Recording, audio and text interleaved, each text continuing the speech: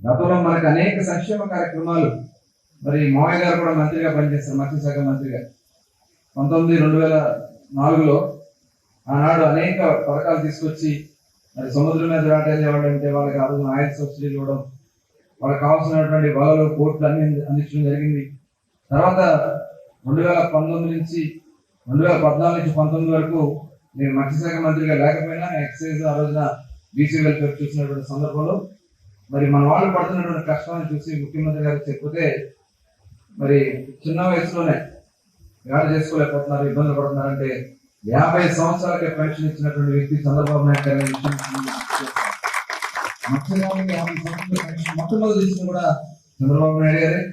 అదేవిధంగా ఇవాళ అనేక సంక్షేమ కార్యక్రమాలకి మహిళా సొసైటీని కూడా బలోపేతం చేయడానికి తప్పకుండా కార్యక్రమాన్ని ఏర్పాటు చేయడం చెప్పడం జరిగింది. గత ప్రభుత్వంలో చూసాం, ఫిష్ ఆంధ్ర అని పెట్టారు. ఫిష్ ఆంధ్ర వల్ల మనకు ఏమైనా ఉపయోగం ఉందా? ఏమైనా ఉపయోగం ఉందా? ఏమి లేదు. కేవలం ఆ పథకం కూడా దోపిడీ. ఆ పథకానికి డబ్బులు కేటాయిస్తారు, ఆ డబ్బుల్లో వాళ్ళు దోచుకుంటారు. ఇది ఒక ఎత్తుగడ అంతే. ఇవాళ నిన్ననే ఒక థాయిలాండ్కి సంబంధించిన రావడం జరిగింది, ముఖ్యమంత్రి గారు కలవబోతా ఉన్నారు.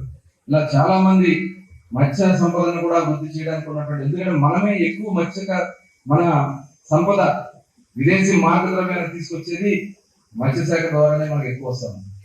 మరి నేను కూడా 5 సంవత్సరాల పాటు ఆయన మరి బీసీ విభాగాన్ని నాకు అప్పచెప్తే రాష్ట్రంలో తిరిగాం. అది కూడా చూడడానికి జగన్మోహన్ రెడ్డి మా మీద అక్రమ కేసులు పెట్టాడు.